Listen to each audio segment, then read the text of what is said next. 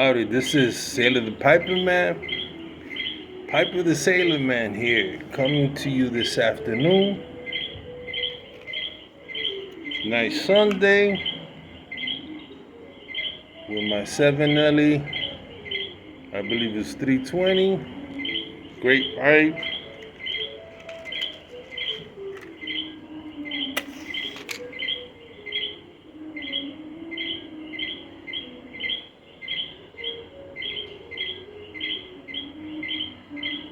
A little bit of jazz, French music.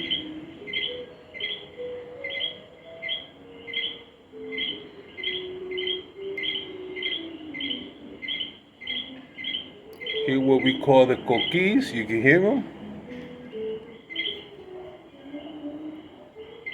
What's so nice about this is the thickness of the walls. Got a direct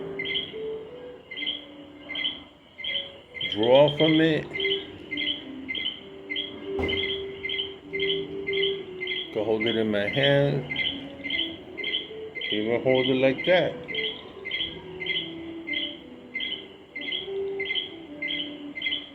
This one smokes so well.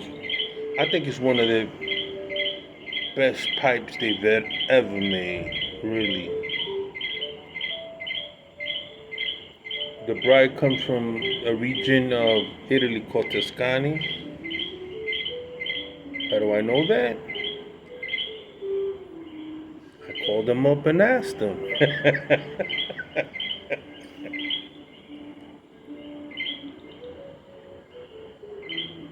Well, that's what they say, I believe in.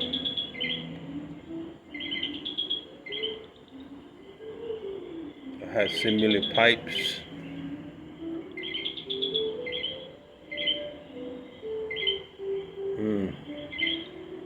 Well, the reason why I came today, I'm going to be running a series of some of my sailor stories. You know, I've sailed the North Atlantic, Mediterranean, Atlantic, Pacific, China Sea, Indian Ocean. I've gone around the Horn. Actually, I just needed 500 miles. 500 miles, I would have actually have gone around the world by sea. But if I would have been able to get through the Suez Canal into the Red Sea, come out into the Indian Ocean,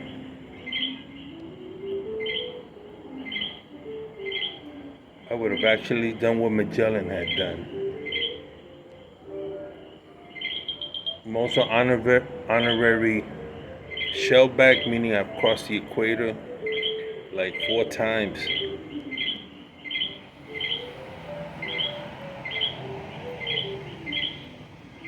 Being out at sea and smoking was something that at a very young age I wanted to do, you know. I wanted to be a sailor. I had no reason for it other from what my uncle in World War II and grandpa in World War II told me. Some of the things that they saw out at sea, and they experienced certain things, and I was always a history buff on sea battles, U-boats, and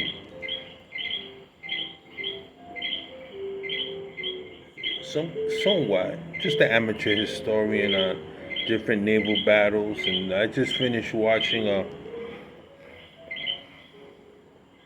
the sea battle of Salamis, which was the Greeks against the Persian Empire, how the Greek city-states defeated Darius and Xerxes.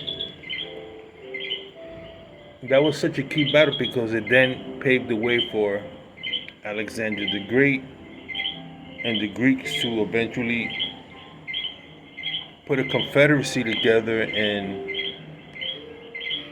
invade Asia. And you know that changed the world, Hellenization, I think it's called.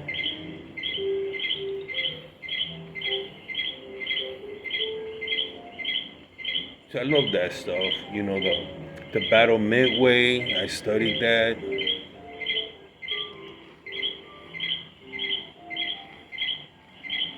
So many ancient battles that you could study that changed the course of history. I love that stuff. My brother's a great. I call him. He's the only historian. He can name you every aircraft in every air force that has ever existed and gone to battle and tell you its modifications. That's how vast my brother's knowledge of aircraft history is. Well, here's one story for you. I shit you not. We had gone on a Med cruise, Task Force 6. Regular Red Cruise always had ships there, and one fleet was coming, and we were going through the Pillars of Hercules. We're straight to Gibraltar.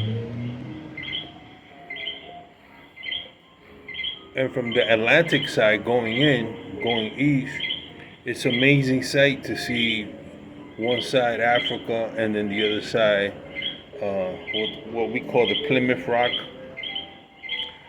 Looking at that huge thing stand out the waters is truly the pillars, and all the mythological stories about the Pillars of Hercules.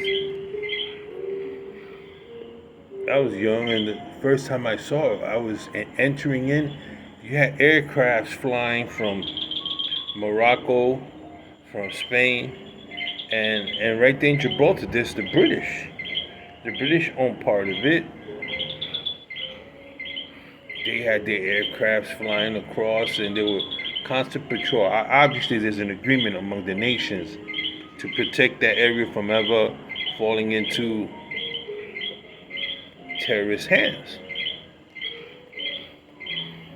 But from one country monopolizing and causing naval trade to halt.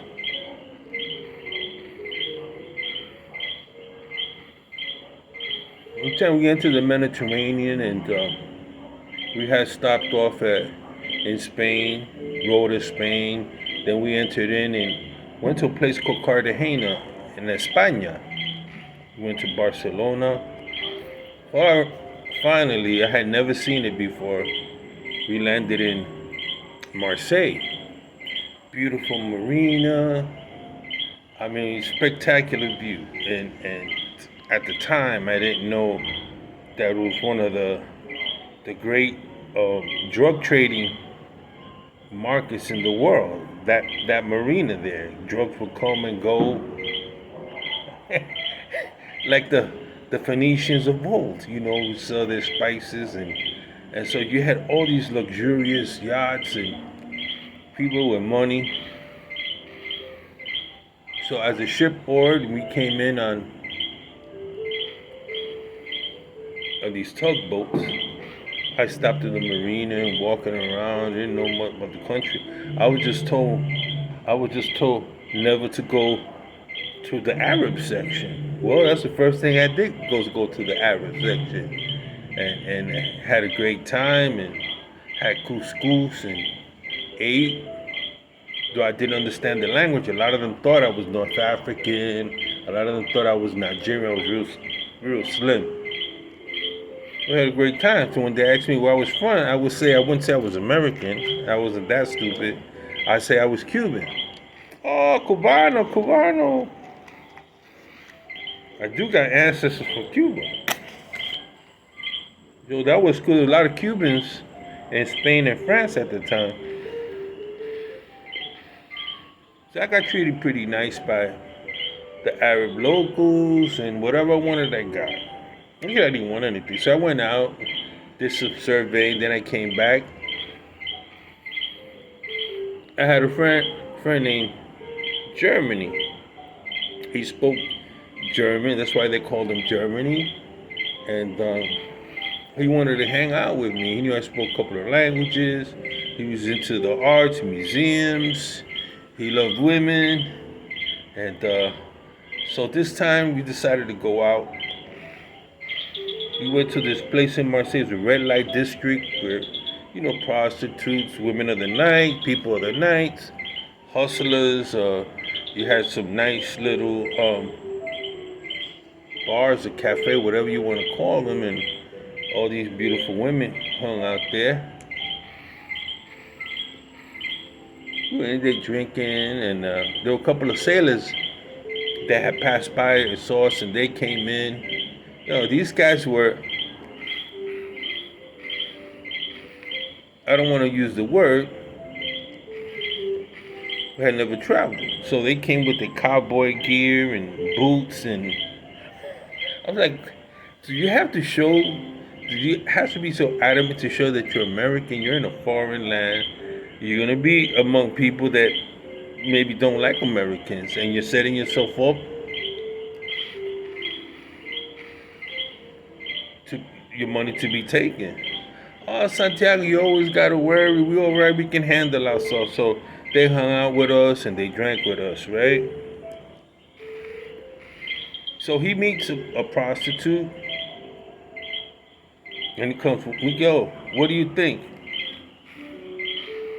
I said, where you guys going? She said, she's got a flat. I said, don't go alone. She said, won't you come with me, man? I said, hold on, I'm having a good time. I'm drinking wine. I'm sitting here with all these girls, with all my friends. Hey, you want me to babysit you? He goes, yeah. He says, wait until almost at the end of the night before we have to go back to the ship, and we'll come with you. He said, all right. So we're walking down the cobblestones and these old 18th century lanterns, almost like gaslight lanterns.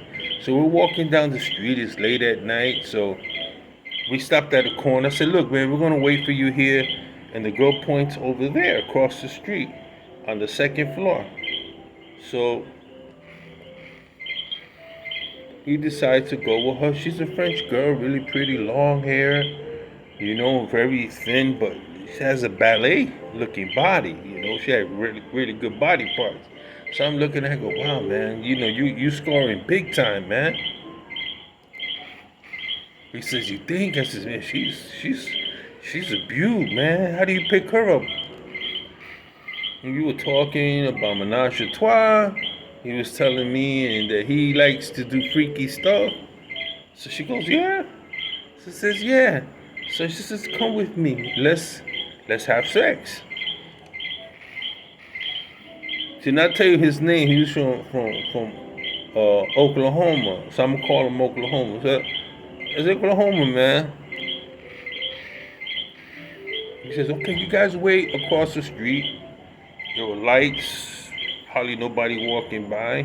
There was a little light, so she takes him to the second floor. So half an hour, we can see shadowy figure through the window. They had these window storm windows that had. So we saw that somebody had taken it close to them. I said, oh, he's about to get his groove on.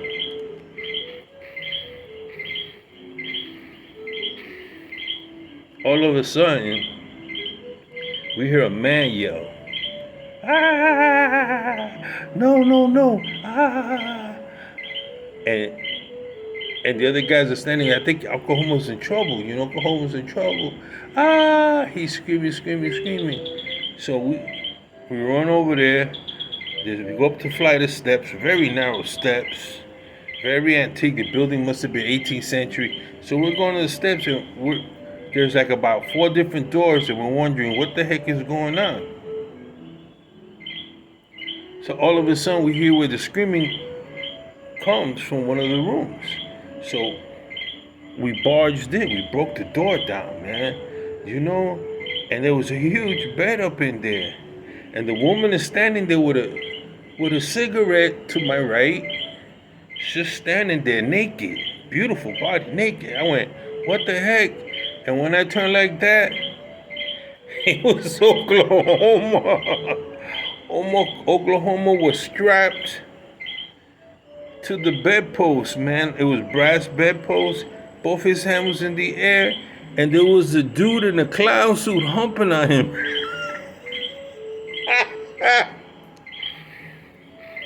Oklahoma got rear-ended.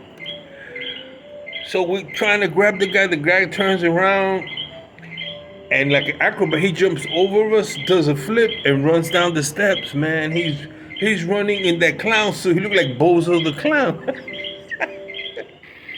We go back up there, and the lady, she disappeared. So we like, and he Oklahoma says, look, these motherfuckers, these FMFs, right? I said, oh, so we take the straps off. I said, what the heck is going on here? He goes, this guy, man, this guy, don't believe what happened to me, Miguel. You told me, but I didn't think it was going to be like this. I said, what happened? Well, I came up here with the woman, and we started making love and everything, and she started strapping me down. I thought she was going to, like, wet me, do some S&M stuff. So I go, yeah? And then she told me to turn over. So I turned over and she stretched me to the bed. This freaking guy was in the closet, jumps out of the closet with a clown suit. She said, it freaked me out, and he jumps me from behind, bro. We just started laughing, man. We started laughing. Did you telling me you got had by a clown? Oh, that motherfucker, he heard me. He heard me, that cocksucker. I'll find him, I kill him. I said, look, man, you're lucky you're alive. You're lucky they didn't take you running. They didn't roll you. You know, you knew better than this. You wanted to do this. This is their country, man. You don't know who you're going to run into. Oklahoma, man. And he was half drunk, you know, so we got him real drunk. After that, he was walking funny. I can imagine, bro. We were walking down the street. We took him to the first bar we saw. I says, listen, let's get this guy drunk so he doesn't know what the hell happened the following day. So he had a couple of brandies, and he drank his beer and everything, and he was all upset. I want to find that guy. I want to kill them, that couple. Obviously, I said, they were probably a couple. You say you want to do some freaky stuff, right? And that's what happens when you go to red light district. So that was my story. I took up my pipe, lit it up, and we sat out in a cafe that was open at night. We just busted out laughing, smoking. We never did that again, man. So remember, if you're a sailor, even if you're not a sailor, be careful in red light district. This is Sailor the Piper Man, Piper the Sailor Man, giving you another one of my sailor stories. Ciao.